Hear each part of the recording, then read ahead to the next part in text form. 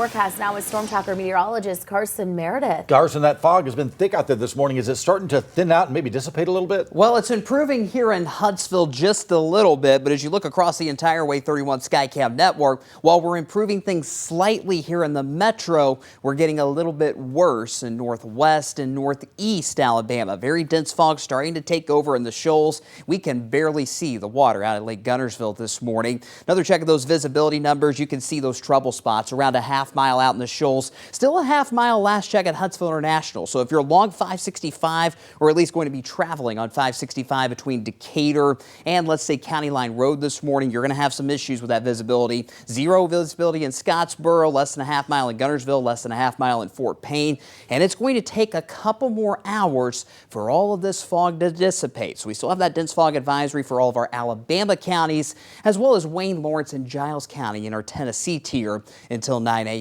Bottom line, just plan on an extra 10 to 15 minutes on the roads, and don't forget those low beam fog lights either. We're going to stay dry though across the Way 31 Storm Tracker early warning radar network. No rain chance to speak of for quite some time. Maybe some tiny chance this weekend, but that's all. High temperatures today in the low to mid 70s. A very mild start to the month of November. Here at Huntsville, we'll go with that forecast high around 73.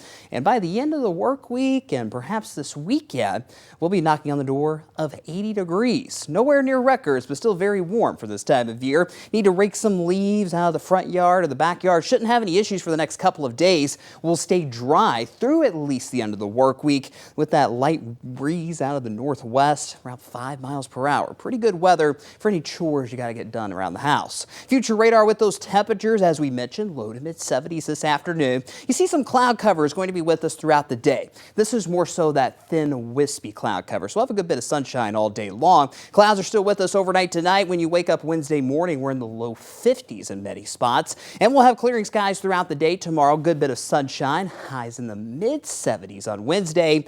And then we're knocking on the door of 80 degrees, like we mentioned, starting on Thursday. We'll go with 78 to be exact on Thursday, 77 Friday, just hovering in that upper 70s, close to 80 degree range through the weekend, with some small shower chances to go around by Saturday and Sunday. There's a cold front that will try to get to North Alabama this weekend, but it won't make it all the way here. So as far as our rain chances, that's why they're only in that 20% range. Still can't rule out a couple of showers this weekend, but in general, most spots stay dry.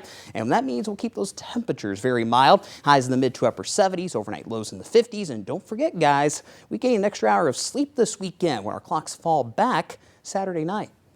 Okay, that extra hour